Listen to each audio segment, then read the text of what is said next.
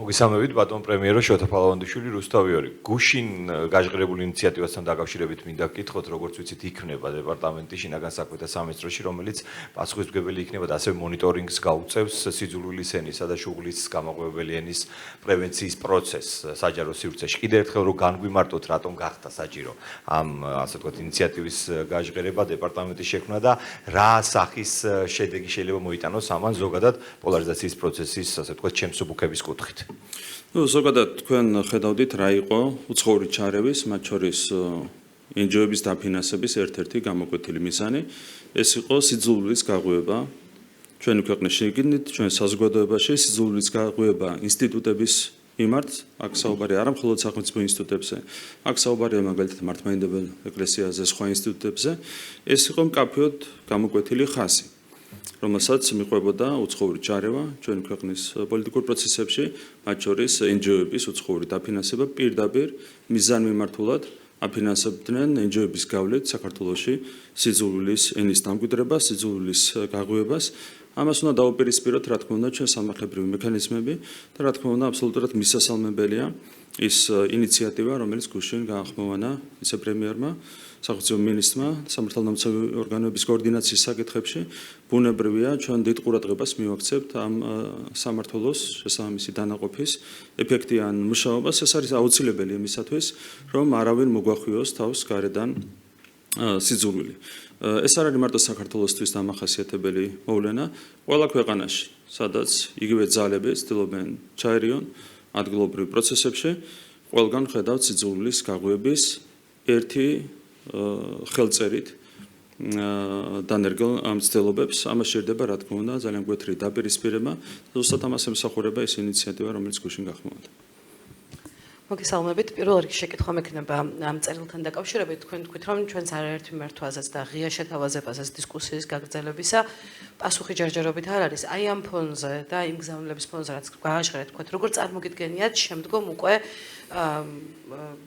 წინსვლა იმ გზაზე, რომელსაც ცივილიზაციურ არჩევანს ვეძახით. ნახეთ, თავარი ურთიერთობებში არის სამართლიანი პრინციპები. თუ სამართლიან პრინციპებს არ ეფუძნება ურთიერთობები, ამ ურთიერთობების პერსპექტივა არ აქვს. თავარი პრობლემა რამ შექმნა ურთიერთობებში საქართველოსა და ევროკავშირის შორის. უსამართლო დამოკიდებულებამ ქართული ხალხის მიმართ და ქართული სახელმწიფოს მიმართ. აქაც იყო ორმაგი სტანდარტები, სრულიად უსამართლო შეფასებები. თქვენ იცით, რომ საქართველო არის აბსოლუტური ლიდერი კანდიდატ ქვეყნებს შორის ყველა თვალსაზრისით. ეს ეხება როგორც დემოკრატიულ პროგრესს, ეს ეხება ეკონომიკურ წინსვლას, ინსტიტუტების გამართულ მუშაობას, კორუფციის სიმცირეს, ყველა პარამეტრით საქართველო არის აბსოლუტური ლიდერი, თუმცა ამ ფონზე ევროპულმა ბიუროკრატიამ გადაწყვიტა საქართველოში შეეცვალა ხელისუფლება, მას შემდეგ რაც ჩვენ ასე ვთქვათ გავძალიანდით და არჩევერთეთ ომში. მიიღეს ასეთი გადაწყვეტილება და ამ გადაწყვეტილებას სჭირდებოდა აღსრულება და მათთვის უსამართლობა იყო ამ გადაწყვეტილების აღსრულების ერთადერთი ინსტრუმენტი. შესაბამისად, გადაწყვეტა მაგალითად ევროკავშირის ელჩმა პირდაპირ ჩაგვრეოდა ადგილობრივ დემოკრატიულ არჩევნებში 2024 წელს პირდაპირ მოუწოდებდა ევროკავშირის ელჩი ქართულ ამორჩეველს მობილიზებისკენ ხელისუფლების წინააღმდეგ პირდაპირ სცენაზე გამოდიოდნენ ევროპული ქვეყნების საგარეო საქმეთა მინისტრები. ამ დონეზე გათამამდნენ საკუთარ უსამართლობაში და ამან რა თქმა უნდა შექმნა პრობლემები და გააჩინა ბზარი ურთიერთობებში, რაც აბსოლუტურად ლოგიკური იყო. სადაც არის უსამართლობა, იქ ვერ შედგება ბუნებრივია ჯანსაღი ურთიერთობები. შესაბამისად, ახლა ევროპული ბიუროკრატია არის საკუთარი უსამართლობის მძევალი. ვერ გამოდიან ამ წრიდან თვითონვე შექმნეს ეს წრე, უსამართლობის წრე, თვითონვე ჩაიგეტეს საკუთარი თავი ამ წრეში და აქედან ახლა ვეღარ გამოდიან. რეალურად მათ უნდა დაძლევონ კომპლექსები. ის კომპლექსები, რომლებიც თვითონვე შექმნეს საკუთარი უსამართლობის საფუძველზე, თუ ევროპული ბიუროკრატია დაძლევს საკუთარ კომპლექსებს, ამ შემთხვევაში ძალიან მარტივად გადაიტვირთება ურთიერთობები საქართველოსა და ევროკავშირის შორის. ამ კუთხით ჩვენი ხელი არის გაწვდილი, დაულოდებით მათი კომპლექსებისგან გათავისუფლებას. და კიდევ ერთი შეკითხვა მექნება გუშინდელ ინიციატივასთან დაკავშირებით, თქვენ დღეს ისაუბრეთ ამ თემაზე. მაინტერესებს უფრო კონკრეტულად როგორ წარმოგიდგენიათ, როგორი უნდა იყოს ამ შემთხვევაში აღსრულების მექანიზმი.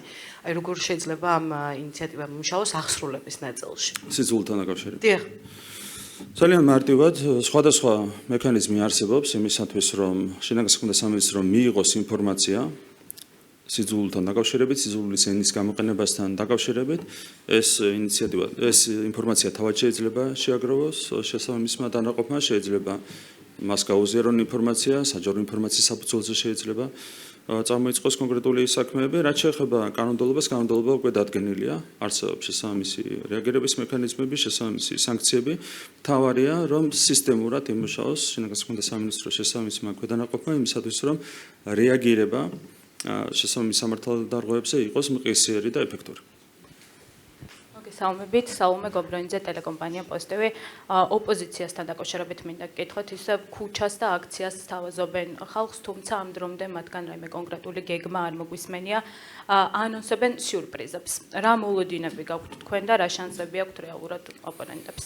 ყველას გვახსენდება 4 ოქტომბერი და 4 ოქტომბრამდე წარმართული მოვლენები, ასევე იგივე ხდებოდა სხვა მსგავს მოვლენებთან დაკავშირებით, ანონსებენ ხოლმე, მაღლა წევენ მოლოდინებს და შემდეგ თვითონვე უცრუებენ საკუთარ მხარდამჭერებს, იმედებს. ამის გამოა, რომ მათი მხარდამჭერების რაოდენობა იკლებს თვიდან თვემდე, წლიდან წლამდე, დღითი დღე. სწორედ ამის შედეგია. ისინი აძლევენ სრუდაპირებებს, საკუთარ მხარდამჭერებს და შემდეგ იმედებს უცრუებენ მათ. ამ შემთხვევაშიც იგივე ხდება. რეალურად ყველა ხედავს, რომ არავითარი რესურსი ამ გაერთიანებას არ აქვს, ჯერ მარტო შეგიძლიათ გადახედოთ ლიდერებს. გაცვეთილი სახეები, ერთი და იგივე ნაცმოძრაობის გაცვეთილი სახეები, ბუნებრივია ამ სახეებს არავითარი პერსპექტივა არ აქვს, რომ რაიმე წარმატებას მიაღწიონ. ჩვენთვის მხოლოდ და მხოლოდ მომგებიანია, რა თქმა უნდა, პროცესების ასე განვითარება, სუბიექტური თვალსაზრისით, თუმცა ქვეყნისთვის არ არის ეს მომგებიანი, როდესაც საქართველოში ოპოზიცია ქვია გვარამია, შაფარიძეს, ვაშაძეს და ასეთებს, ბუნებრივია, სათანადოდ ვერ ვითარდება დემოკრატიული სისტემა. ამიტომ, რა თქმა უნდა, ჩვენ მაქსიმალურ აქცენტს გავაკეთებთ იმ სარჩელზე, რომელიც არის შეტანილი საქართველოს საკონსტიტუციო სასამართლოში, ასეთი არაჯანსაღი ძალებისთვის, ანტისახელმწიფოებრივი ძალებისთვის და პირდაპირ რომ თქვათ აგენტურისთვის არ უნდა იყოს ადგილი ჯანსაღ დემოკრატიულ სივრცეში. შესაბამისად, სათანადო კონსტიტუციური დემოკრატიული პროცედურების საფუძველზე უნდა იყოს უზრუნველყოფილი ჩვენ ქვეყანაში პოლიტიკური სისტემის გაჯანსაღება, ამაზე ვიქნებით მაქსიმალურად კონცენტრირებული. მოგესალმებით, ტელეკომპანია პალიტრანიუსი, მერაბ პაპაშვილი. ბატონ პრემიერო, ვიცით რომ დღეს 3 საათზე გაიმართება შეხვედრა საპატრიარქოში პატრიარქსა და დიუშენის კუნთოვანი დისტროფიის მქონე ბავშვების მშობლებს შორის. მათი თხოვნა არის, რომ პატრიარქი იყოს ერთგვარი შუამავალი მათსა და სახელმწიფოს შორის. მინდა კითხოთ, ჩვენ ცხადი არ ვიცით როგორ იქნება საპატრიარქოს საბოლოო პოზიცია, მაგრამ თუ იქნება დახმარების თხოვნით მთავრობასთან მომართვა, თქვენ მზად ხართ თუ არა, კიდევ ერთხელ განიხილოთ ეს საკითხი. ჩვენ მზად ვართ ვისაუბროთ ყველასთან, მათ შორის პირველ რიგში ბუნებრივია მზად ვართ ვისაუბროთ პატრიარქთან, ყველა თემასთან დაკავშირებით და კონკრეტულად ამ თემასთან დაკავშირებით. ჩვენ გვაქვს დღეს კონკრეტული პოზიცია ამ საკითხთან დაკავშირებით. თუ ვინმე სხვა რამეში დაგვარწმუნებს, ბუნებრივია, ყველაფერი შეიძლება მოხდეს. პირველ რიგში ჩვენთვის რა თქმა უნდა საგულისხმოა ნებისმიერი პოზიცია, რომელიც შეიძლება გქონდეს ეკლესიას, რომელიც შეიძლება გქონდეს პატრიარქს ნებისმიერ თემასთან დაკავშირებით. მათ შორის მზად ვართ კიდევ ერთხელ ვიმსჯელოთ ამ კონკრეტულ თემაზე, რაც შეეხება ამ საკითხს. ის თანხა, რომელზეც არის საუბარი, იქნება ეს 50 მილიონი თუ 60 მილიონი. ეს არ არის ის თანხა, რომელსაც ჩვენ საკუთარი პერსონალური ჯიბიდან ვიღებთ და გავცემთ. ეს არის ხალხის ფული, გადასახადის გადამხდელთა თანხების ერთობლიობა. აქედან გამომდინარე, ერთადერთი რამაც ჩვენ შეიძლება შეგვაკავოს, როდესაც საუბარია თანხების პრაგმატულ ხარჯვაზე, ეს არის პასუხისმგებლობა ქართველი ხალხის მიმართ, გადასახადის გადამხდელების მიმართ. კიდევ ერთხელ გამიმეორებ, ჩვენთვის ყველაზე მარტივი იქნებოდა აგვეღო ეს 50 მილიონი და დაგვეხარჯა. ეს იქნებოდა ყველაზე მარტივი გამოსავალი და პოლიტიკურად ყველაზე მომგებიანი გამოსავალი ჩვენთვის. მაგრამ მეორე მხარეს დგას პასუხისმგებლობა ქართველი ხალხის მიმართ იმაზე, რომ მთავრობამ რაციონალურად უნდა დახარჯოს ის თანხები, რომლებიც მობილიზებულია ბიუჯეტში ხალხის შენატანების საფუძველზე. ეს ხალხის ფულია, ჩვენ ფულს არ ვიხდით. ჩვენ ჯიბიდან არც მე პირადად, არც მთავრობის წევრები პირადად პერსონალურ ფულს არსად არ ვიხდით. ეს არის ხალხის ფული, ხალხის შენატანების საფუძველზე შეგროვებული ფული, საუბარია საკმაოდ დიდ თანხაზე. დაახლოებით 50 მილიონზე, რომელიც ყოველწლიურად უნდა გაიხარჯოს. და აქ უნდა დაისვას მარტივი შეკითხვა. ეს თანხა შეიძლება დაიხარჯოს რაციონალურად და შეიძლება ამ თანხის დახარჯვა მოიტანოს სათანადო შედეგი, თუ ამ თანხით ჩვენ შეიძლება უბრალოდ გავამდიდროთ ფარმაცევტული მაფია. აი ამ კითხვას უნდა გაეცეს პასუხი. სად არის აქ ჭეშმარიტება? ანუ შესაძლებელი არის თუ არა ამ დიდი თანხით ხელშესახების შედეგის მიღწევა, თუ ეს ასეა, რა თქმა უნდა, კიდევ ერთხელ გავიმეორებ, ეს არის ხალხის ფული, ეს არ არის ჩვენი ფული. ჩვენ მე პირადად არაფერს არ ვგარგავ, პირიქით, პოლიტიკურად მხოლოდ მომგებიანი იქნებოდა ჩვენთვის ამ თანხის გაცემა. აქ საუბარია რაზე, რომ ეს არის ხალხის ფული, თუ ჩვენ დავწმუნდებით, რომ ამ თანხით, საკმაოდ დიდი თანხით, შესაძლებელია ხელშესახების შედეგის მიღწევა, ამ შემთხვევაში რაზეა საუბარი, მაგრამ თუ ჩვენ გვექნება იმის განცდა, რომ ეს თანხა შეიძლება მოხმარდეს მხოლოდ და მხოლოდ რეალურად, მხოლოდ და მხოლოდ ფარმაცევტული მაფიის გამდიდრებას, ამ შემთხვევაში გაგვიჭირდება სწორედ პასუხისმგებლობიდან გამომდინარე შესაბამისი გადაწყვეტილების მიღება. იყო საქართველოში შემთხვევები, როდესაც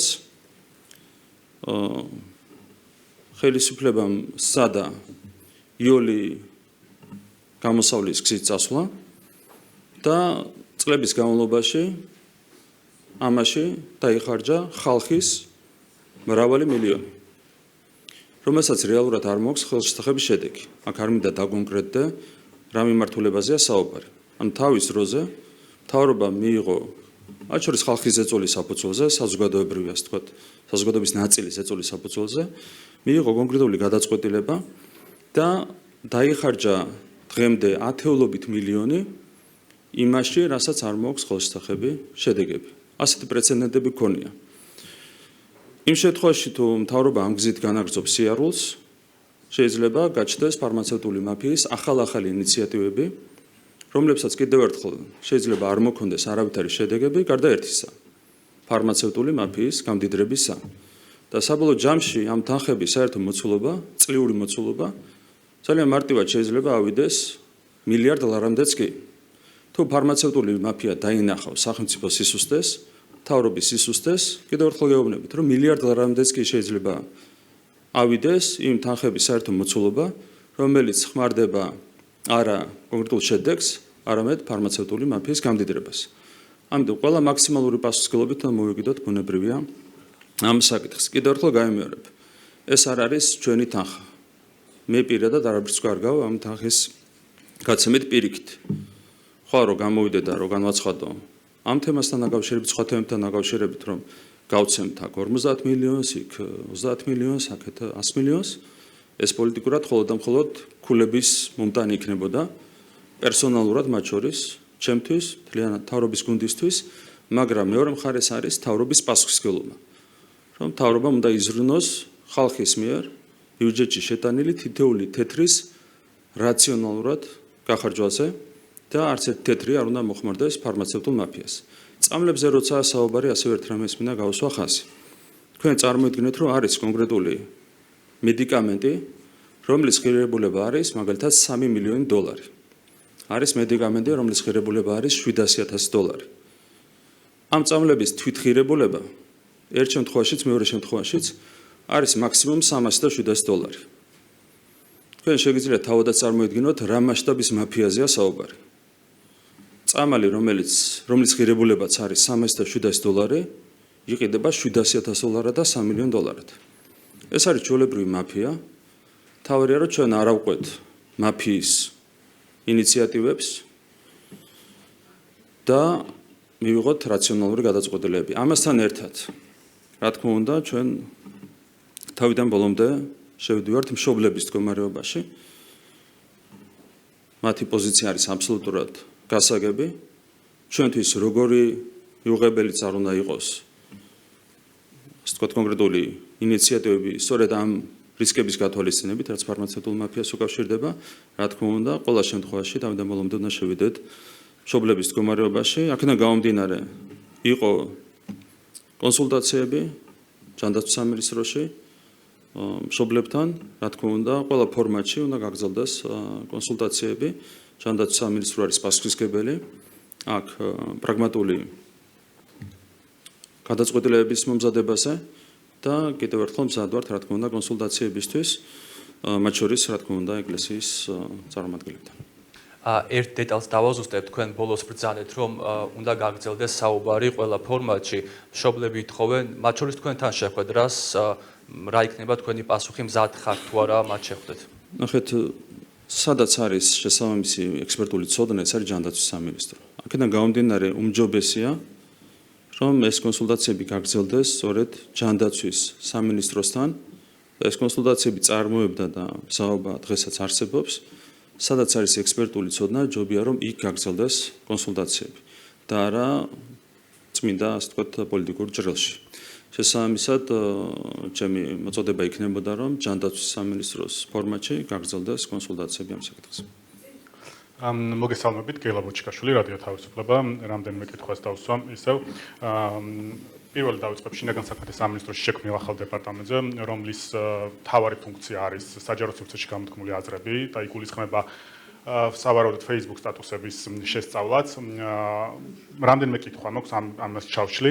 ერთი საზოგადოებას რომ აუხსნათ თქვენ, ვინც ვერ ერკვევა რა განსხვავებაა სიძულვილის ენასა და სხვა ტიპის გამოხატვის თავისუფლებას შორის, რა არის, თქვენ როგორ განმარტავთ სიძულვილის ენა რა არის და ამ შემთხვევაში იგულისხმება თუ არა, თუნდაც კონკრეტულ განცხადებაზე, სტატუსზე, ლაიქის, გულის დაწერა ან ნებისმიერი ემოცია, მსგავსი სამართალდამცავების შინაარსის გაზიარებას და ჩაითვლება თუ არა ესეთი ადამიანიც სამართალდამცავად. და კიდევ ამის გაგრძელებად მივაყოლებ. მაშინ, როდესაც 2023 წელს, მე მგონი, როდესაც კანონი მიიღებოდა და ქართული ოცნების წარმომადგენლები ლიდერები საუბრობდნენ არასამთავრობო ორგანიზაციების ხელმძღვანელებზე, რომ ისინი იყვნენ აგენტურის წარმომადგენლები, ზუსტად ამ დროს გაჩნდა მათ ოფისებზე წარწერები აგენტი, მონა, აი ამ ტიპის წარწერები, მათ შორის ისტორიულ შენობებზეც. ჩვენ არ გვახსოვს არც ერთი რეაგირება, ყოველ შემთხვევაში მე არ მახსენდება არც ერთი რეაგირება, როდესაც ხელისუფლებამ ისეთი ადამიანი გამოავლინა, რომელიც ერთი მხრივ მის მესეჯ ბოქსი მეორებდა, ხოლო მეორე მხრივ შესაძლოა არგოდა სხვის ინტერესებს. რამდენად იქნება ეს დეპარტამენტი იმისთვის შექმნილი, რომ არ გამოიყენებოდეს ოპონენტების და კრიტიკოსების წინააღმდეგ? პირველ რიგში რა არის სიძულვილის ენა და რა არა, ამაზე როგორც იურისტ შეიძლება მქონდეს ჩემი პოზიცია, თუმცა პრაქტიკა უნდა დაამკვიდრონ შესაბამისმა ორგანოებმა, შინაგან საქმეთა სამინისტრომ, შემდეგ სასამართლომ და უმჯობესია ჩვენ დავუკვირდეთ თუ როგორ დაამკვიდრებს ამ პრაქტიკას როგორც ერთი ისე მეორე უწყება და ორგანო. ეს ერთი, რაც შეეხება შეფარდების პრაქტიკას, რა თქმა უნდა, ორმაგი სტანდარტები არ უნდა იყოს თავშობილი. ჩვენ გვაქვს ახალი კანონმდებლობა, რომელიც უპირისპირდება სიძულვილის ენას და ბუნებრივია ყოველგვარი ორმაგი სტანდარტის გარეშე უნდა იყოს ამოქმედებული ეს კანონმდებლობა და რა თქმა უნდა, ყველა ერთად უნდა დავაკვირდეთ იმ პრაქტიკას, რომელიც ჩამოყალიბდება შინაგან საქმეთა სამინისტროში. რა თქმა უნდა, ცალმხრივი არ უნდა იყოს ეს პრაქტიკა. იმისათვის რომ თლიანად აღმოიფხვრას სიძულვილის ენა, სიძულვილი ჩვენს საზოგადოებაში, ეს პრაქტიკა უნდა შეეხებოდეს თანაბრად ყველა მხარეს. წელიწად ნახევრის განმავლობაში მე გეკითხებოდით ჟურნალისტებზე თავდასხმის გამოუწეველ შემთხვევებზე და რამდენიმე კვირის წინ დააკავეს 5 ადამიანი, მას შემდეგ რაც ფორმულა მოამზადა საგამოძიებო მასალა და გამოკითხეს ჟურნალისტი. ეს ხდომები მიმდინარეობს სხდომა, ანუ პირველი სხდომა, რომელიც ახლახეთის ღონისძიების წარიმართა დახურულ რეჟიმში. ადამიანებმა მოქალაქეებმა და ვერ ჟურნალისტებმა ვერ გავიგეთ რა ხდებოდა სხდომაზე. რამდენად დარჩება საზოგადოებას შთაბეჭდილება თუ კი ეს დახურულ პროცესებზე წარიმართება ისევ, რომ სამართლიან პირობებში განიხილება მათი უფლებები დაცულია და მეორე მხრივ სამართლიანი სასჯელი იქნება მათთვის შეფარდებული და ისინი არ დატოვებენ პირობითად საპატიმროებს დროზე ადრე. არ მოხდება შეწყალება როგორც იყო ხოლმე წინა ხელისუფლების დროს ბრალდებები, რომ კონკრეტული ადამიანები შეიწყალეს ყოველი მუხლით გასამართლების შემდეგ. აი როგორ გაიგებს საზოგადოება, რომ ეს ადამიანები, რომლებიც ახლა არიან ბრალდებული სტატუსით, მიიღებენ სამართლიან სასჯელს? პროცესის დახურვასთან დაკავშირებით გადაწყვეტილებას იღებს შესაბამისი ორგანო, რასაც შეიძლება ქონდეს სამართლებრივი საფუძველი. ამ შემთხვევაში სხდომის დახურვა შეიძლება ქონდეს ძალიან კონკრეტული საფუძველი. მგრძნობიარე საკითხია, საქმე ეხება სამართალდამცავ ორგანოებს, სამართლებრივი საფუძველი შეიძლება არსებობდეს. დანარჩენი არის შესაბამისი ორგანოს. დაუსჯელობის განცდას ხომ არ გააჩენს ეს. აი კიდევ ბევრი შემთხვევა არის, მაგალითად ამ შემთხვევამ აჩვენა, რომ თურმე რაღაც მექანიზმები არსებობს, რომლითაც შესაძლებელი არის თუნდაც არაიდენტიფიცირებადი, ანუ საჯაროდ არაიდენტიფიცირებადი ადამიანის დადგენა. მე გასული კვირების განმავლობაში ვახსენე საზოგადოებრივი მაუწყებლის ოპერატორიც, რომელიც ჩანს კონკრეტულად რა ჯგუფი უსწორდება, რა ადგილზე ხდება, ასე ვთქვათ, თავდასხმა.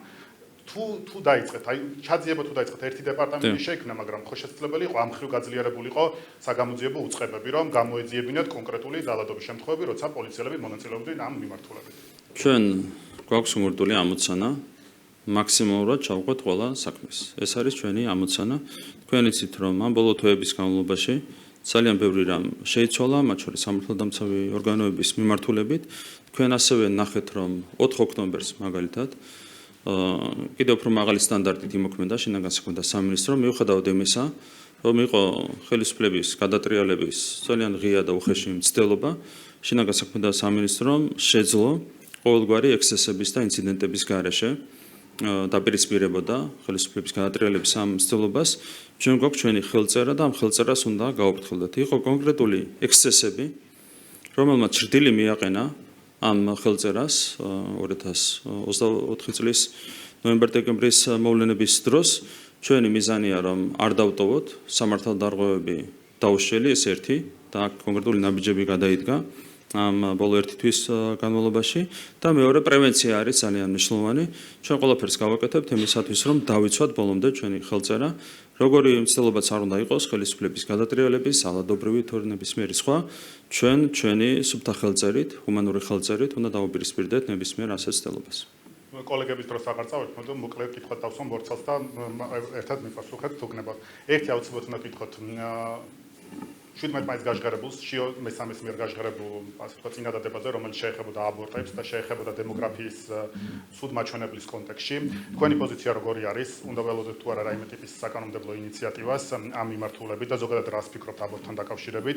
და მეორე საკითხი, აზერბაიჯანთან გაზის შეთანხმების შესახებ არის, გაგრძელდა შეთანხმება, დაიდო ახალი ხელშეკრულება თუ არა, რა ტარიფებით და რა სარგებელს მიიღებს, ან რა შეიცვალა ამ შეთანხმებაში? მადლობა. მადლობა. პირველ რიგში რაც შეეხება პატრიარქის ქადაგებას აბორტთან დაკავშირებით, ეს არ არის მისი პირველი ქადაგება. მანამდეც, მაგალითად, ჩარჩან 17 მაისს ჩვენ გვახსოვს, რომ აბორტთან დაკავშირებით მაშინ მეუფეშიო მოსახდრე აკეთებდა ასევე განცხადებებს, რასაც ძალიან დიდი მნიშვნელობა აქვს, ბუნებრივია, ჩვენი საზოგადოებისთვის. ყოველთვის აკეთებდა ეკლესია განსაკუთრებულ აქცენტს აბორტზე და ამას აქვს კონკრეტული შედეგები. მაგალითად, სტატისტიკას რო შევხედოთ, აი რა შედეგი აქვს ეკლესიის ამ დამოკიდებულებას აბორტის მიმართ. 2012 წელს მაგალითად 39000-ზე მეტი აბორტი გაკეთდა საქართველოში. 39000-ზე მეტი. და შარშანდელი მაჩვენებელი არის 12000-ზე ნაკლები. ამ პერიოდში კანონმდებლობა არ შეცვლა. შობადობაც ხო შემცირდა ამ პერიოდში? ხო, შობადობა ამდენით არ შემცირებულა. და პირდაპირ კორელაციაც არ არის, რა თქმა უნდა, შობადობასა და აბორტს შორის, ხო? შობადობა შეიძლება შემცირდა პირობითად, არ ვიცი, ზუსტი მაჩვენებელია ხო 20-30%-ით, მაგრამ 39000-დან არის შემცირებული 12000-მდე აბორტების რაოდენობა, ხო? ეს არის კონკრეტული მაჩვენებელი და მე ვფიქრობ, რომ ეს არის იმ ქადაგებების შედეგი, რასაც საზოგადოება ისმის სასულიერო პირების მხრიდან. აქედან გამომდინარე, რა თქმა უნდა, ძალიან მნიშვნელოვანი იყო ის ქადაგება, რომელიც ჩვენ მოვისმინეთ პატრიარქისგან 17 მაისს. რაც შეეხება კანონმდებლობას, ჩვენ რა თქმა უნდა, მზად ვართ ვიმსჯელოთ ეკლესიასთან ერთად, პატრიარქთან ერთად, სასულიერო პირებთან ერთად კანონმდებლობაში შესაძლო ცვლილებებზე, თუ რაიმე შეიძლება შეიცვალოს, რაც დამატებით ხელშეუწყობს ამ ტენდენციის გაუმჯობესებას, ჩვენ ამისათვის ვართ, რა თქმა უნდა, მზად. და რაც შეეხება აზერბაიჯანს, კიდევ ერთხელ გამიმეორებ, რომ ეს იყო საეტაპო მნიშვნელობის შეთანხმება და შეთანხმებები, რაც გაფორმდა რამდენიმე მიმართულებით. პირველი მიმართულება უკავშირდება გაზის იმპორტს აზერბაიჯანიდან და გაზის ტრანზიტს. აქ განსაკუთრებული მნიშვნელობა ენიჭებოდა სოციალური გაზის შეთანხმების გაგრძელებას. თქვენ იცით, რომ 20 წლით იყო დადებული შეთანხმება და მას ვადა ეწურებოდა ამ წლის ბოლომდე და განსაკუთრებით მნიშვნელოვანი იყო ჩვენი ქვეყნისთვის, ხალხისთვის, რომ ეს ხელშეკრულება გაგრძელდა 20 წლით, ანუ სოციალური გაზი, სოციალური ტარიფით, სოციალური ფასით საქართველოს მიეწოდება შემდეგი 20 წლის განმავლობაშიც და ამისათვის, რა თქმა უნდა, განსაკუთრებული მადლობა უნდა გადავუხადოთ აზერბაიჯანულ მხარეს. ასევე ელექტროენერგიის იმპორტთან და ტრანზიტთან დაკავშირებით გვაქვს ძალიან კარგი შედეგები, სამწუხაროდ კომერციული საიდუმლოებაა ეს ხელშეკრულება და მისი დეტალები, რომ არ იყოს კომერციული საიდუმლოება, კიდევ უფრო გასაგები გახდებოდა საზოგადოებისთვის ის უდიდესი სარგებელი, რომელიც ამ შეთანხმებას მოაქვს ჩვენი ქვეყნისთვის, საზოგადოებისთვის, ელექტროენერგიის მიმართულებითაც გვაქვს ძალიან კარგი შედეგები, რაც ძალიან მომგებიანია, რა თქმა უნდა, ქვეყნისთვის, საზოგადოებისთვის.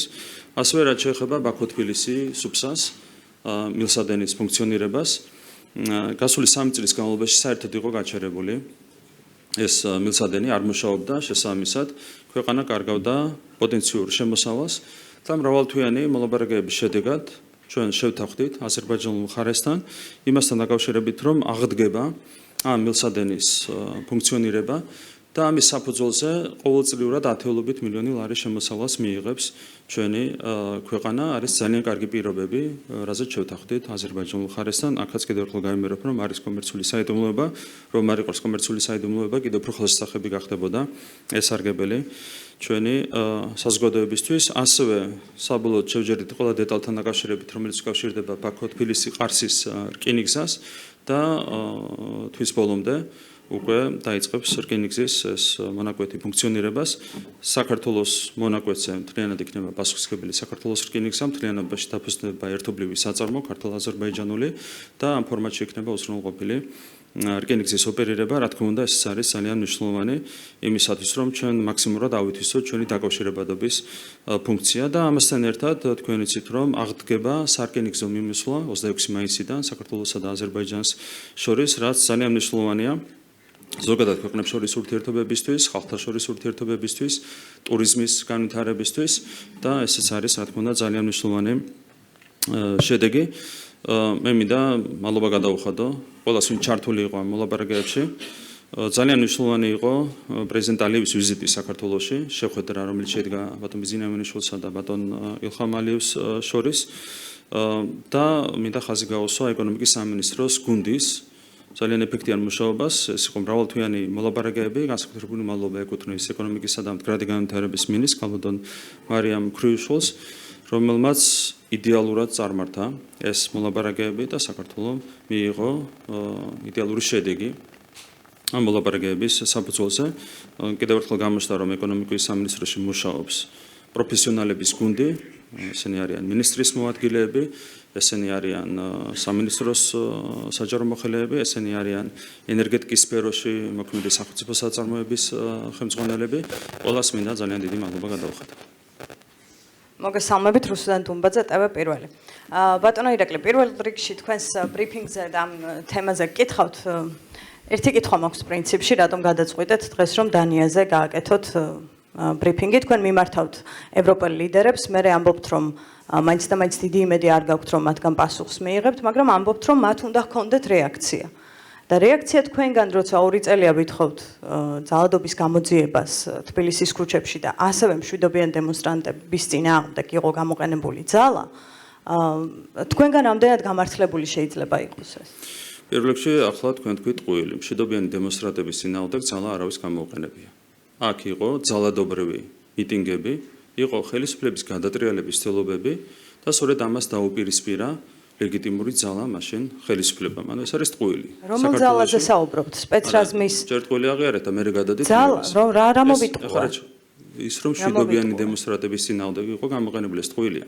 28 ნოემბერს გულისხმობ და მას შემდეგ დღეებს. ყოველი დღე იყო ძალადობრივი. მოქალაქეები გახდნენ ძალადობის მსხვერპლები არა მხოლოდ რუსთაველის გამზირზე, არამედ ასევე დაკავების პროცესში, დაკავების იზოლატორში გზაში, ანუ ძალადობის სხვადასხვა ფორმა იყო გამოყენებული მოქალაქეების წინააღმდეგ. პარამეტრს გეუბნებით. პირველი, რაც შეეხება იმას, რომ თითქოს ძალა იყო გამოყენებული მშვიდობიანი დემონსტრანტების წინააღმდეგ, ეს არის ტყუილი. და რომ ყოველი დღე იყო ძალადობრივი. ეს ერთი. ეხლა რაც შეეხება ძალის გამოყენებას, მთლიანობაში სახელმწიფო მოქმედებდა პროპორციულობის პრინციპის დაცვით, მაგრამ იყო კონკრეტული ექსცესები. მე გეთანხმებით, რომ ამ ექსცესების გამოძიებას დაჭირდა დრო. ამას ჰქონდა სხვადასხვა მიზეზი, მათ შორის თქვენ იცით, რომ მთელი რიგი ცვლილებები განხორციელდა სამართალდამცავ სისტემაში, იყო სხვა სირთულეები, თუმცა საბოლოო ჯამში მთავარია ის, რომ შედეგი დადგა და კონკრეტულ ექსცესებს დაუპირისპირდა კონკრეტული საშელი, ხო, ეს საკითხები განიხილება ახლა სასამართლოში, თუმცა, გასაგებია, რომ პროცესი არის ძალიან აქტიურად დაწყებული. ამიტომ ნახეთ, აქ არის კონკრეტული ხელწერა, რომელიც იკვეთება, ჩვენ გვაქვს კონკრეტული ხელწერა, ჩვენ მოქმედებთ ყოველთვის ევროპულზე და ამერიკულზე მაღალი სტანდარტით, რაც ვიხილეთ დანიაში. ეს არ არის მარტო დანიის პრობლემა, ჩვენ ვხედავთ, რომ ნულოვანი რეაგირება იყო ამ ინციდენტთან დაკავშირებით, ბრუტალურ ძალადობასთან დაკავშირებით, რომელიც არ იყო ექსცესი. ეს არის პრინციპული განსხვავება.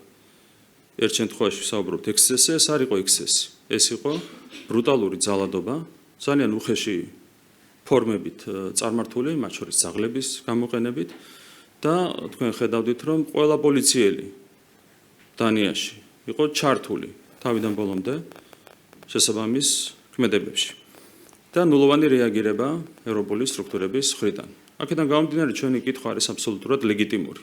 სად არის აქ ევროპული ბიუროკრატია, ევროპული სტრუქტურების ხელმძღვანელობა, რატომ არ არის არავითარი რეაგირება, რატომ მუშაობენ ასეთი უხეში ორმაგი სტანდარტებით, ამ კითხვებს რა თქმა უნდა უნდა გაეცეს პასუხი. ხო და მე მქონდა კითხვა, რომ თქვენგან რამდენად გამართლებულია, თორემ რა თქმა უნდა ეს კითხვები შეიძლება ჰქონდეს ევროპელ ლიდერს. სწორედ ჩვენგან არის სახალხო დამცველი, ახლა ვეძებდი ზუსტი რიცხვი არ მახსოვს, მაგრამ სახალხო დამცველიდან დაწყებული, საერთაშორისო ორგანიზაციებით დასრულებული, ყველა ანგარიში აღნიშნავდა, რომ ადამიანები საუბრობდნენ არასათანადო მოპყრობაზე. ექსესი რა არის? ექსესი როგორ შეიძლება ეს ექსესად შეფასდეს, როცა ადამიანები ასეულობით ადამიანი მოინახულა სახალხო დამცველის ოფისმა და აქედან დიდი ნაწილი საუბრობდა არასათანადო მოპყრობაზე და მხოლოდ ეს ერთი ნაწილია აი ამ ძალადობრივი შემთხვევების და ექსესი რომელია? ექსესი არის კონკრეტული სამართალდამცავის გადაცდომა, ეს არის ექსესი. კლასიკური განმარტებით.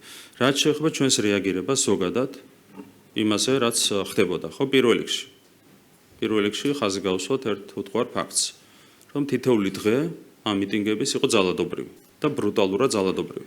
ანუ ერთ ხარეს იყო ძალადობრივი მიტინგი, რომელთან დაპირისპირებაც უწევდათ სამართალდამცავ ორგანოებს. და მათი მოქმედებები კონკრეტულად სამართალდამცავი ორგანოების წარმომადგენლების მიმართ იყო ასევე უხეშად ძალადობრივი და ბრუტალური. თქვენ გახსოვთ, როგორ ეპყრობოდნენ სამართალდამცავებს ძალადობრივი მიტინგის მონაწილეები, ვერბალურად თუ არავერბალურად. პირიქითაც გვახსოვს. ხო, თუმცა თქვენ არც ერთხელ არ დაგეგმიათ ის უხეში ბრუტალური. მე ვგმობ, პოლიციელზე ძალადობას ვგმობ, ისევე როგორც პოლიციელის მხრიდან ძალადობას ვგმობ. იმ დღეებში რომ დაგეგმოთ ეს ძალადობა, ასე არ გაგრძელდებოდა პროცესები. ბატონო ირაკლი, არ დაგმეთ, ხელს უწყობთ და ცეცხლზე. ამ დრომდე არ არის გამოძიებული მოქალაქეების წინააღმდეგ ძალადობა. და თქვენ მართალი ხართ ახლა? ერთ წამით. 2 წლის თავზე რო გმობთ რაღაცას, იმ დღეებში თქვენი გიდექით და ამ ძალადობაზე ცეცხლზე ნავთს ასხავდით. და დღეს არავითარი მორალური უფლება აღარ გაქვთ, რომ რაღაც დაგმოთ. თქვენ თუ გაქვთ მორალური უფლება, სხვა ქვეყნის მოვლენებზე ისაუბროთ და ბრიფინგი გაამართოთ, როცა 2 წლის შემდეგ მოქალაქეებზე ძალადობის ფაქტები არ არის გამოძიებული. პირველ რიგში რა ხდებოდა საქართველოში? საქართველოში სახელმწიფომ აღკვეთა ხელისუფლების გადატრიალების ძალადობრივი მცდელობა. დანიაში იყო მარტივი მშვიდობიანი შეკრება. ხო არის არსებითი განსხვავება ეს ერთი. საქართველოში იყო კონკრეტული სამართალდამცავების გადაცდომები და ექსცესები. დანიაში ჩვენ დავინახეთ, რომ იყვნენ მშვიდობიანი მომიტინგეები და მათ ერთიანად დაუპირისპირდა პოლიცია ბრუტალური მეთოდებით. ამიტომ პრინციპული განსხვავება ამ ორ შემთხვევას შორის შესაბამისად არათუ მორალური უფლება გვაქვს ამაზე განცხადება გავაკეთოთ. პირდაპირ შეგვიძლია პასუხი მოვთხოვოთ იმასთან დაკავშირებით, რაც მოხდა დანიაში და რაზეც ევროპულ სტრუქტურებს ჰქონდათ ნულოვანი რეაგირება. როცა ევროპელი ლიდერებისგან ითხოვთ რეაქციას, მათი რეაქცია რომ ნახეთ ჩვენ ქვეყანაში მიმდინარე მოვლენებზე, თქვენი პასუხიც მოვისმინეთ, რომ ქვეყნის შიდა პროცესში იყო ჩარევა. მათი რეაქცია იყო უსამართლო და არაჯანსაღი. ძალადობასთან დაკავშირებით განცხადებას რომ აკეთებდნენ უსამართლოა. იმიტომ რომ ეს ძალადობრივი მიტინგები იყო წახალისებული სწორედ მათი მხრიდან. 28 ნოემბერს თქვენი განცხადების შემდეგ გამოვიდა ეს ხალხი 28 ნოემბერიც საბოლოო ჯამში შედგა როგორც ძალადობრივი აქცია, სწორედ მათი ტყუილების საფუძველზე. თქვენ იცით ძალიან კარგად. 28 ნოემბერს ხალხი ქუჩაში გამოვიდა თქვენი განცხადების მათი შემდეგ. ტყუილების საფუძველზე. თქვენი განცხადებია იყო. სხვა რამეს გეუბნებით. იგივე ხდებოდა მათ შორის გამჭირვალობის კანონთან დაკავშირებით. რა თქმა უნდა, ჩვენ დავაინიცირეთ გამჭირვალობის კანონი, მაგრამ აქციები, ძალადობრივი აქციები, რაც მოყვა ამ კანონის ინიცირებას, იფუძნებოდა ელჩების ტყუილებს და არა მარტო ელჩების ტყუილებს, ხო? ისინი გამოვიდნენ და სამარცხვინოდ იტყუებოდნენ, რომ ეს იყო რუსული კანონი, ეს არ შეესაბამებოდა საერთაშორისო სტანდარტებს და ღირებულებებს, მათ ტყუილებს დაიფუძნა. 28 ნოემბერს რაც შეეხება, იქაც იყო მათი ტყუილი. ტყუილი რაში მდგომარეობდა, რომ 2024 წლის ივნისში მათი ცალმხრივი გადაწყვეტილებით, წერილობითად გაფორმებული გადაწყვეტილებით შეწყდა პოლიტიკური დიალოგი საქართველოსთან. 28 ნოემბერს ერთი წამით მაცადეთ. მიიღეთ გადაწყვეტილება, რომ მოლაპარაკების გახსნის პროცესი დღის წესრიგში არ დაგეყენებინა. 28 ნოემბერს მათ მოატყუეს ხალხი, რომ თითქოს მათ მიერ შეწყვეტილი პოლიტიკური დიალოგი შევწყვეტეთ ჩვენ. მათ ქვეს ტყუილი. ჩვენ რას თქვით? ეს იყო ძალიან მნიშვნელოვანი და დღემდე ასრულებს ძალიან მნიშვნელოვან როლს ქვეყანაში სტაბილურობის უზრუნველყოფაში. წინააღმდეგ შემთხვევაში რომ არ ყოფილიყო 28 ნოემბრის განცხადება მოხდებოდა რა? 3 თვეში ერთხელ ევროპული სტრუქტურები ქართულ ხალხს ეტყოდნენ, რომ საქართველოს კლავაც არ არის ღირსი, გაიხსნას მოლაპარაკეები, გაიხსნას თავები ამ მოლაპარაკეებში და ასე შემდეგ. 3 თვეში ერთხელ უნდა ყოლოდით ჩანდაჟის ქვეშ. და ამისგან გავათავისუფლეთ ჩვენ ქვეყანა და შესაბამისად დღეს თქვენ რო არ მოგწონთ ეს სიმშვიდე და თქვენ რო არ მოგწონთ სიმშვიდე და სტაბილურობა რაც არის ჩვენს ქვეყანაში არის საბოლოო ჯამში სწორედ 28 ნოემბრის გადაწყვეტილების შედეგი. 28 ნოემბერს თქვენ გამართეთ ბრიფინგი და თქვით რომ მიიღეთ გადაწყვეტილება ევროინტეგრაციის შემდეგ ეტაპზე გადასვლაზე უარის თქმის შესახებ 2028 წლამდე. 2028 წლამდე მოლაპარაკების გახსნის საკითხს დღის წესრიგში აღარ დავაყენებთ. ეს იყო ევროინტეგრაციის შემდეგი ეტაპი, რომელიც ჩვენ გველოდებოდა და თქვენ გადაწყვიტეთ, რომ ეს საკითხი დღის წესრიგში არ. შორს დაგვიყვანს ამ თემაზე საუბარი, მაგრამ 28 ნოემბერს ხალხი გამოვიდა ქუჩაში თქვენი განცხადების შემდეგ. მე არ ამღომიქვავს მარტო ასე. ძალიან მოკლედ მოგიჭრით. ჩვენ თქვით მარტივი რა, რომ ამ შანტაჟის გათვალისწინებით რომელიც ჩვენ უნდა გვეხილა 3 თვეში ერთხელ და ეს სამარცხვინო იყო. თქვენ ხედავდით რა ხდებოდა წელიწად-ნახევრის განმავლობაში კანდიდატის სტატუსის მინიჭებამდე და მე რა ხდებოდა კანდიდატის სტატუსის მინიჭების შემდეგ. 3 თვეში ერთხელ ერთი და იგივე რომ საქართველოს იმას არ იმსახურებს, ამას არ იმსახურებს, ეს იყო სამარცხვინო შანტაჟი. ჩვენი ქვეყანა გავათავისუფლეთ 28 ნოემბერს ამ სამარცხვინო შანტაჟისგან, რაც ძალიან არ მოეწონა ბუნებრივია ევროპულ ბიუროკრატიას, ამას დაუპირისპირა ტყუილი, ამ ტყუილის საფუძველზე აღაშფოთა საზოგადოების ნაწილი და ამით წაახალისა ძალადობრივი ხელისუფლების გადატრიალების ცდელობა. ეს იყო რაც მოხდა. კარგი. ამ თემაზე რომ გავაგრძელოთ, სხვებსაც დრო უნდა დაგუთმოთ. მე მაქვს კითხვა ასევე გუშინდელ ინიციატივაზე. სიძულვილის ენა რომ განგვიმარტოთ რა არის? კიდევ ერთხელ გამიმეორებ. მე მაქვს რა თქმა უნდა ჩემი განმარტება, ნასწავლიც მაქვს ეს საკითხი უნივერსიტეტებში, თუმცა ჩემი განმარტება არ არის მნიშვნელოვანი, პრაქტიკა უნდა დაამკვიდროს კონკრეტულმა უწყებამ. ეს არის შინაგან საქმეთა სამინისტრო, შემდეგ პრაქტიკა უნდა დაამკვიდროს სასამართლომ, ამიტომ დაველოდოთ იმას, თუ როგორ პრაქტიკას დაამკვიდრებენ შინაგან საქმეთა სამინისტრო და შემდეგ სასამართლო. პრაქტიკას დაველოდოთ, როგორ აღასრულებს, ან როგორ გავლებს ზღვარი სად არის? არა, თქვენ მთავრობის მეთაური ხართ, შეიძლება თქვენ პირადი შეხედულება გქონდეთ, მაგრამ პასუხისმგებელი ხართ მათ შორის იმაზე, რაც შინაგან საქმეთა სამინისტროში მოხდება, ხო? განგვიმარტეთ, მოქალაქეები ველოდებით სიძულვილის ენის და სიტყვის თავისუფლებას შორის ზღვარს როგორ გაავლებთ თქვენ? მეგან არ შემიძლია, მაგრამ არასწორი იქნება მე რომ განმარტო რა არის სიძულვილის ენა. სიძულვილის ენა რა არის? ეს უნდა განმარტოს ჯერ შესაბამისმა უწყებამ და შემდეგ სასამართლომ. არასწორია, თორემ არ შემიძლია. შემიძლია მე განგიმარტოთ რა არის სიძულვილის ენა, მაგრამ მინდა რომ განმარტოთ ბატონო ირაკლი. არა, თუ შეიძლება მოქალაქეებმა უნდა იცოდნენ, ნებისმიერი კანონი უნდა იყოს განჭვრეტადი და გადაწყვეტილება განჭვრეტადი. და სახელმწიფო რომ უზრის მოქალაქეებს დღეიდან თუ როცა შეიქმნება და Facebook პოსტებს შეამოწმებს, უნდა იცოდეს მოქალაქემ სიძულვილის ენის ჩარჩოში ხდება თუ სიტყვის გაიგებენ გამოხატვის ამას ოხონდ შესაბამისი უწყებისგან და არა და ეს ბუნდოვანება მართებულია ხელისუფლების პირველი პირი მეუბნებით რომ გავიგებთ პრაქტიკა როგორი მოქმედებს. ბუნდოვანება არ არის პრემიერ-მინისტრმა არ უნდა განმარტოს რა არის მაგალითად კვლელობა, ქურდობა და ეს შემდეგ, ხო? ეს პრაქტიკა უნდა დამკვიდრდეს შესაბამისი ორგანოების მიერ პრაქტიკის საფუძველზე. და ამ პრაქტიკას ყველა ერთად უნდა დავაკვირდეთ. სიძულვილის ენა ძალადობის კენ წახალისებაა თუ სიძულვილის ენა შეურაცხყოფა? თუ შეიძლება მომეცით საშუალება რომ კითხვებზე პასუხი მივიღო. თქვენ რა გინდათ თავარი ეგ არის. მაინტერესებს როგორ გააბლებთ ზღვარს ბატონო ირაკლი. ნახეთ გუშინდელი ინიციატივის შემდეგ, კარგი რა მინდა. გუშინდელი ინიციატივის შემდეგ ჩვენ მოვისმინეთ შეფასებები, რომ ეს სერიოზულ რისკებს უქმნის ქვეყანაში გამოხატვის თავისუფლებას. და რომ შეიძლება ადამიანები მათი სიტყვის თავისუფლებაში შეიზღუდონ. გარდა ამისა, თქვენ გახსენებენ და მეც ბევრი შემიძლია შეგახსენოთ პარლამენტიდან თქვენი დეპუტატები, რომლებმაც დაამკვიდრეს სიძულვილის ენა სხდომათა დარბაზში უშვერი სიტყვებით და ასე შემდეგ. და ბევრი სხვა ლიდერი, რომელიც ასევე ჟურნალისტებთან მსგავსი ტერმინოლოგიით საუბრობს.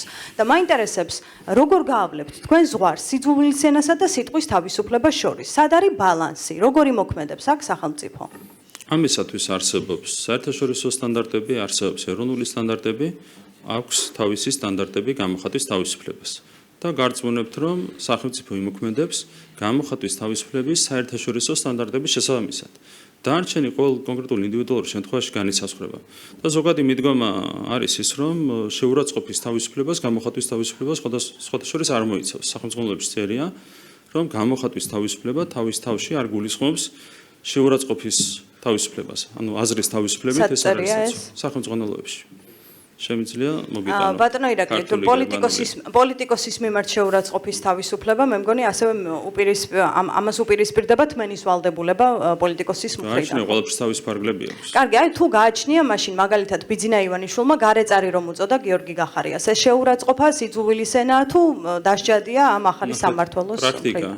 პრაქტიკა ჩამოყალიბდება შესაბამისი ორგანოების მიერ. თქვენ როგორ ფიქრობთ? თქვენ და ჩვენ ერთად შეგვიძლია დავაკვირდეთ ამ პრაქტიკას.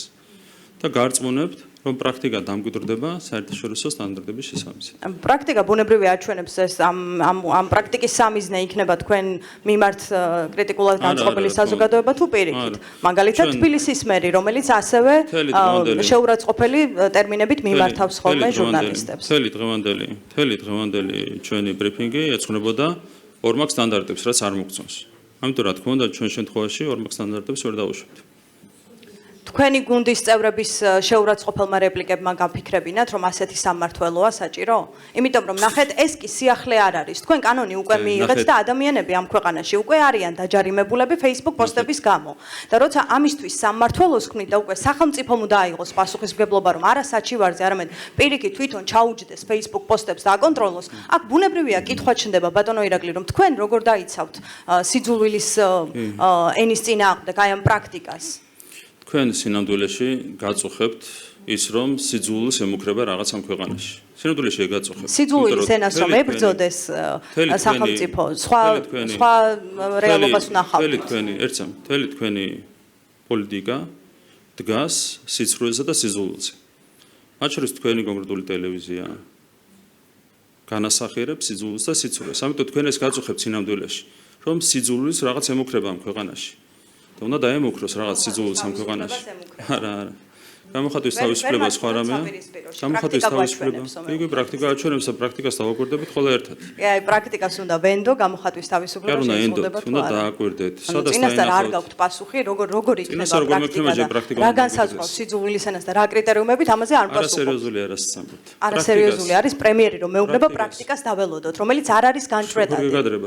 როგორ გეგადრება? პრაქტიკა არ ვიცი როგორი იქნება და წინასწარ ხომ უნდა ვიცოდე რა კრიტერიუმებით განისაზღვრება სიძულვილის ენა. პრემიერი არ პასუხობთ ამაზე. ნახეთ, არ შეიძლება სისხლის სამართლებრივი ნორმის დისპოზიცია განმარტოს ქვეყნის პრემიერ-მინისტრმა. არავითარ შემთხვევაში არ შეიძლება სისხლის სამართლებრივი ნორმის დისპოზიცია განმარტოს ქვეყნის პრემიერ-მინისტრმა და ვერ გაიგეთ ეს თქვენ.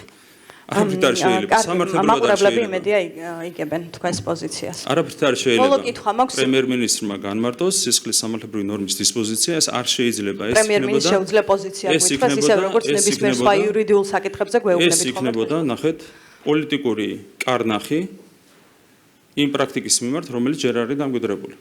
ამიტომ არ არის სწორი და ვერ გაიგეთ თქვენ ეს.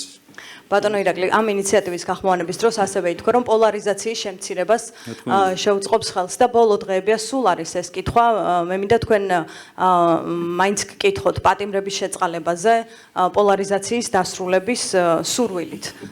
საერთოდ რა მომენტში შეიძლება ამაზე იფიქროთ, იმიტომ რომ თქვენი პასუხი რამდენიმე დღის წინ მოვისმინე მონანიებში.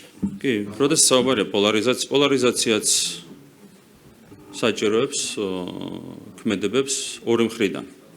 იმისათვის რომ პოლარიზაცია დასრულდეს, საჭიროა ქმედებები ორი მხრიდან და ამ შემთხვევაში პირველ რიგში ჩვენ უნდა ვიხილოთ სინანული და კიდევ ერთხელ გამიმერებ რას თქვი რამდენჯერმე.